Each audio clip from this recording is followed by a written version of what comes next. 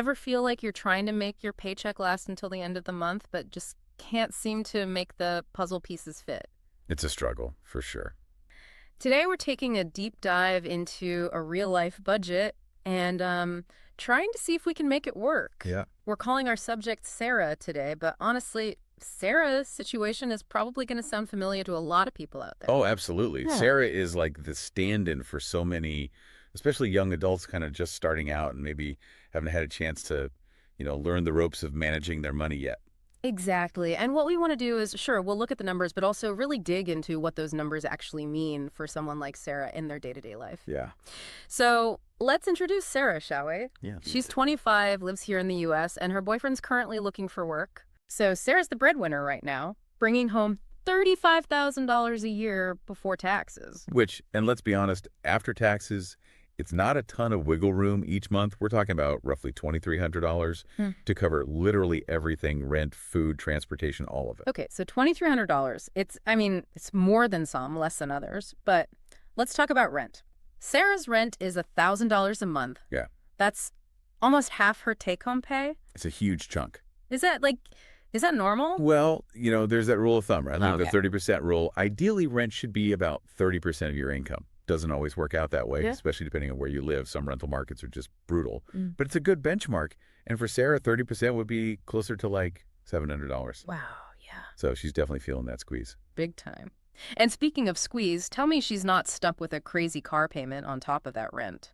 Well, she does have a car, which again, depending on her situation where she lives, might be totally unavoidable. Right. But yeah, it does add up. Her car payment is another $125 a month.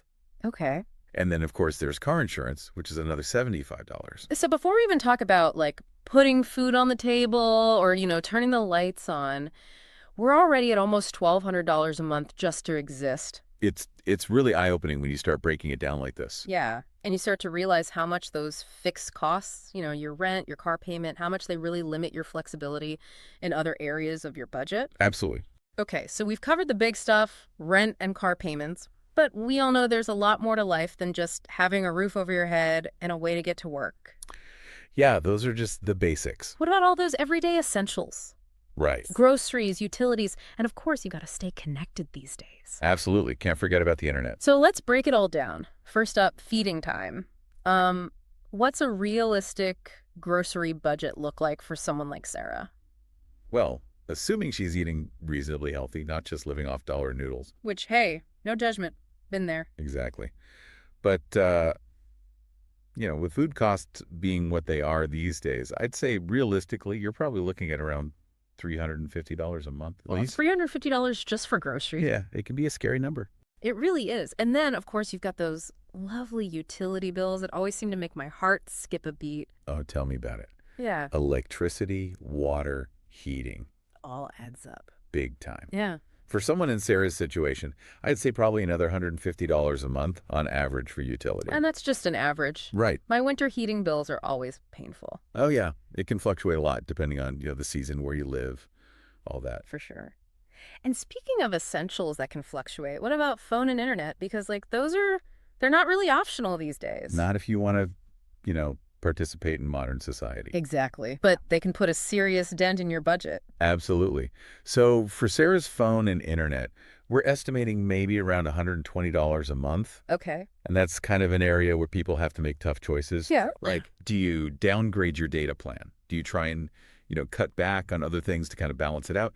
Every little bit counts. Totally. And since we're talking about getting around, can't forget about gas. How much is Sarah spending just to fill up her tank every month? Well, with gas prices, as crazy as they are, Yeah. assuming a reasonable commute, I'd say maybe around $150 a month on gas. Okay. And this is kind of where, having the car, while it might be necessary, it can really eat into your flexibility in other areas. Yeah, for sure. Like if there are opportunities to carpool or, do public transportation, even just combining errands so you're not driving as much, anything like that could free up some cash. Makes you think twice about those impulse Target runs, doesn't it? Right. Okay. So we've covered food, we've got utilities, staying connected, getting around. There's one big expense left we got to talk about, and that's health insurance. Yes, the elephant in the room. Yeah. And not exactly something you could just skip out on these days. Sadly not. So how much are we budgeting for Sarah's health insurance? We're estimating probably another $200 a month. Wow. Okay. So before we even talk about things like entertainment or, buying new clothes or just like having a little fun once in a while, it's already pretty tight. It's definitely eye-opening. It really shows how easy it is to get caught in that paycheck to paycheck cycle, even when you are working full time. Absolutely. Okay, so we've covered a lot of ground here. Like we're talking rent, groceries, those utility bills that nobody likes, and of course, health insurance. Yeah, all the fun stuff. It's pretty clear that Sarah's working with a tight budget here. Yeah. But I feel like even for the most dedicated budgeters out there, Right. you got to have a little wiggle room. Absolutely. What about those unexpected expenses that always seem to pop up? Yeah. Or just like having a little fun once in a while? You can't plan for everything, right? Well, You got to live a little. Exactly. So how do we factor that into a budget like this? Well, usually we'll have a category for like miscellaneous expenses. Okay. And for someone like Sarah, that might be, around $200 a month. $200, Yeah. which honestly can disappear so fast. Oh, in a heartbeat? Online shopping carts. I'm looking at you. Seriously. But really, that $200, that represents a lot. It does. That's your emergency fund, maybe a night out with friends, or just the peace of mind knowing that if something small comes up, you're not freaking out. Exactly. It's about Yeah. having that cushion, even if Yeah. it's small, and also, prioritizing, right? Like, what do you absolutely need versus what would be nice to have? Totally. Sometimes it's like, okay, is it a weekend trip or is it finally starting that emergency fund? Exactly. Tough choices. They are, but important ones. They really are. Okay, so let's actually crunch the numbers now. We've got Sarah's $2,300 a month income, and we went through a lot of expenses. We did. What's the bottom line? Can she make this work? So when we add up everything, we're looking at about $2,370 in expenses. Oh, no. Yeah, so that leaves her with a shortfall of about $70 every month.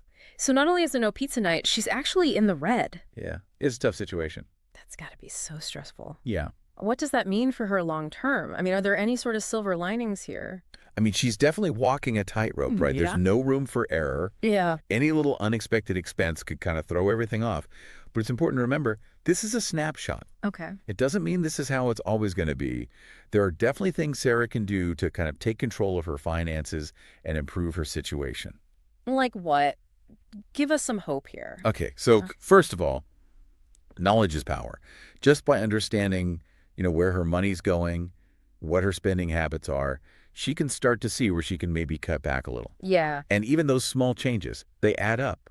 Like making coffee at home instead of buying it every day, that kind of thing. It all adds up, doesn't it? It really does. Yeah. And then also, don't be afraid to negotiate. Like she could try to negotiate her rent with your landlord, maybe look into getting a roommate to split some of the costs. And of course, if her boyfriend finds a job, Huge. Yeah. that would make a huge difference. It really highlights how important it is to have those open conversations about money with your partner, right? It's a team effort. 1%. Any other advice for Sarah or anyone else out there who's hearing this and relating way too hard? Absolutely. I would say, look into what resources are available. There might be government assistance programs, for things like groceries or utilities that could help. A lot of communities have organizations that offer, financial counseling, maybe job training programs, that kind of thing. Oh, that's all. There's no shame in asking for help. I love that. It's about knowing your options. Well, this has been a really, I think, really eye-opening deep dive into just the realities of, trying to make ends meet when you're on a tight budget. It's something a lot of people are dealing with. So to our listeners out there who are maybe in the same boat as Sarah, Yeah. you're not alone. And I know it could feel overwhelming, but like you said, small steps, those add up over time. They really do. Take control of your finances, even if it's, one latte at a time. Yeah. And hey, you know what? Maybe treat yourself to a pizza tonight. Exactly. You deserve it. Thanks for listening, everybody.